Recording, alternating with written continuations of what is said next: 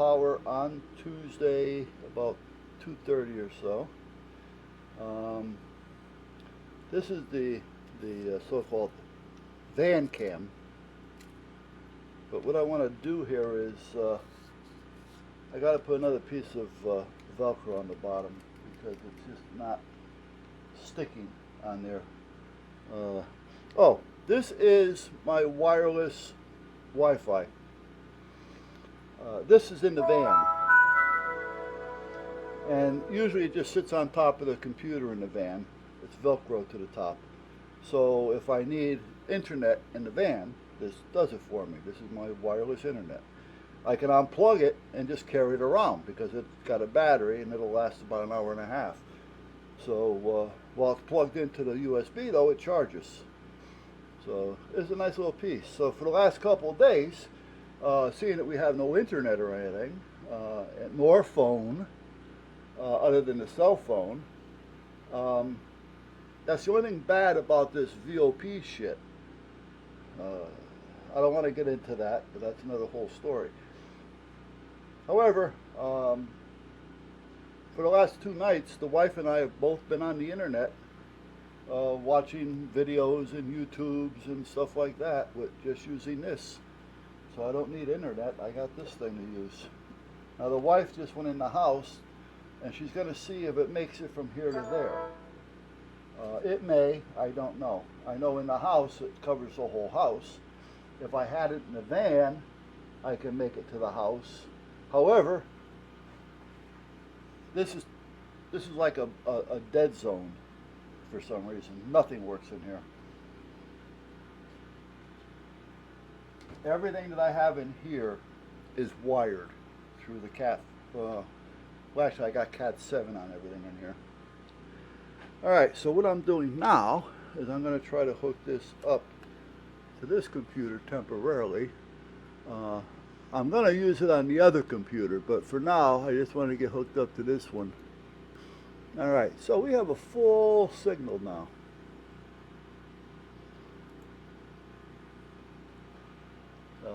I don't know if the wife has it or not. I have it sitting here temporarily just to see. So I went to the eye doctors today to find out that they canceled my appointment.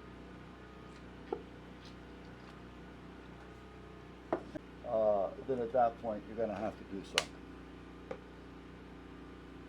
And the second floor,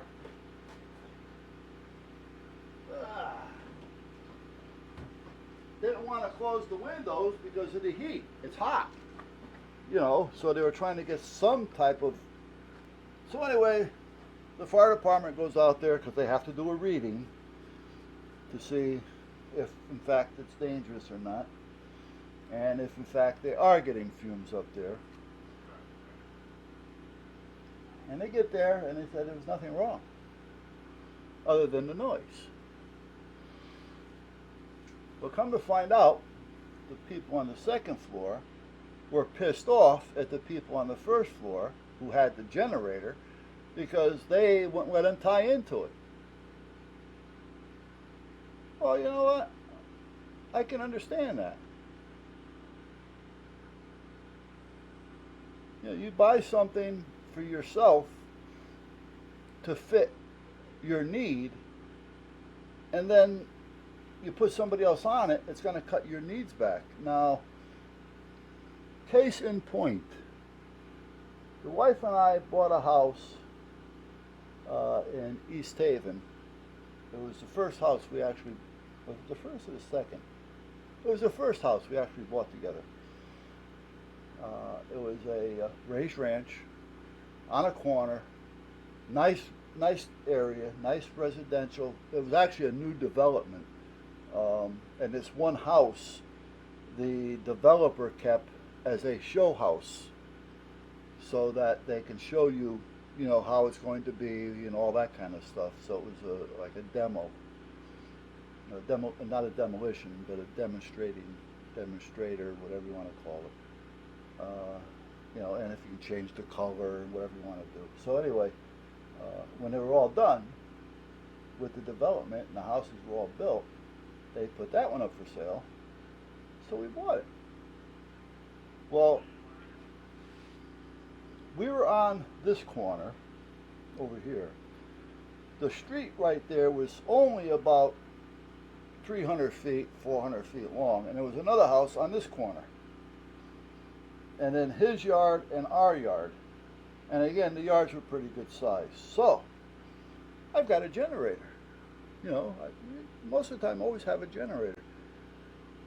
The other side had a drive-in garage under the house garage that we never used because you couldn't get up the hill to it because it was on a steep grade. The driveway, forget about it.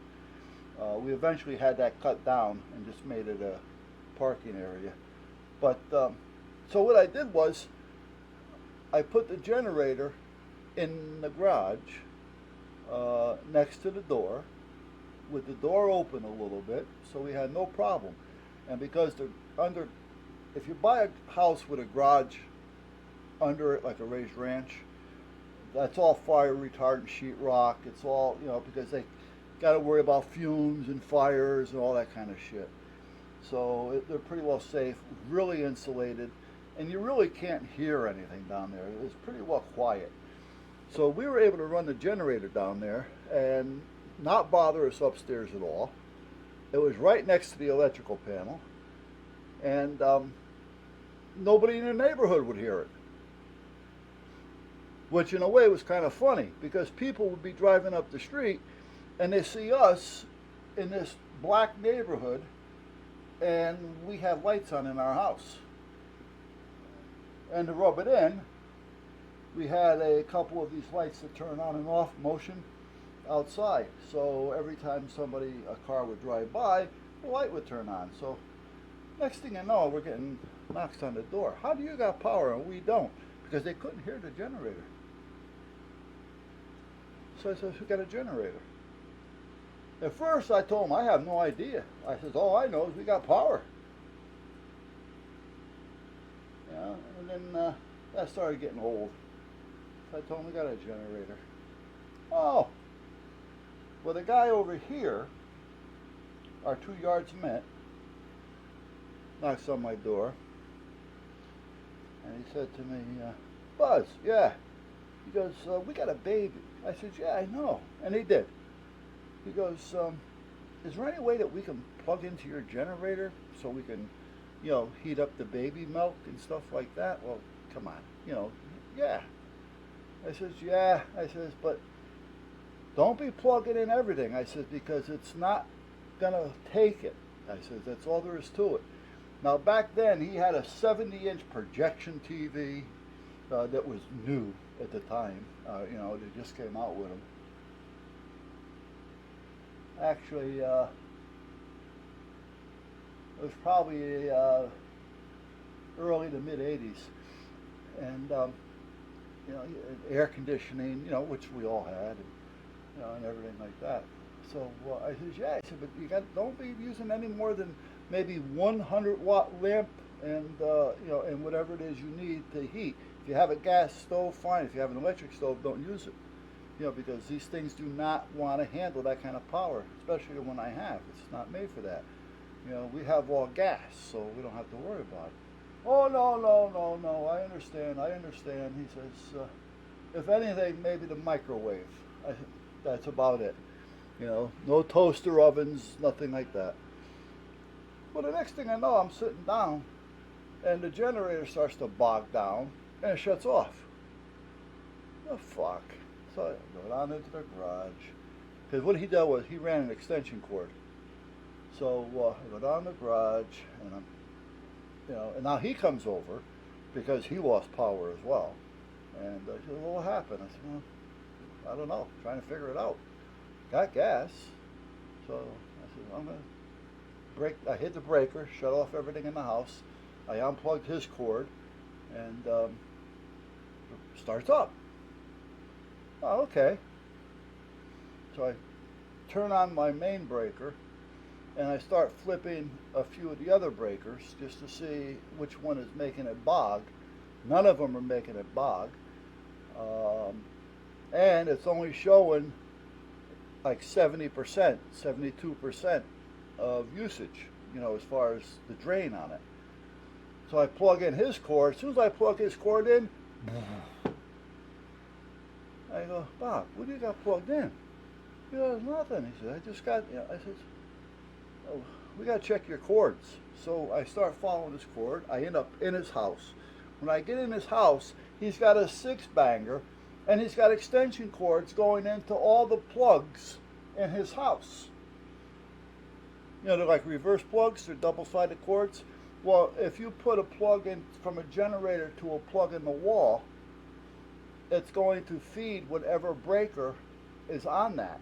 So if there's 5 plugs on that, well, then it's going to feed them all. And if you don't turn the power off at the main, it's going to try to feed everything in the neighborhood. Well, he had the main shut off, which was a good thing. I said, Bob, you can't do this. I says, I told you. He goes, well, I didn't think we were going to use it. We weren't using it. Well, you don't need it then. If you're not, unplug them all.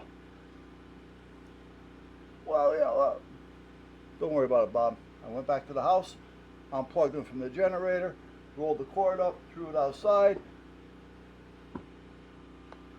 Oh, no, you don't want to listen, you lose.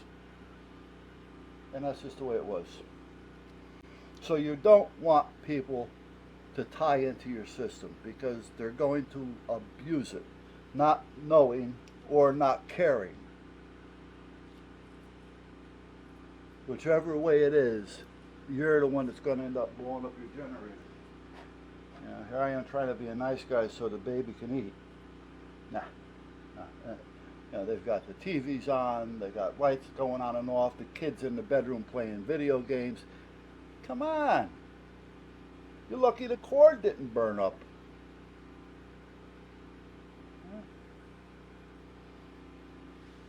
Shut it down.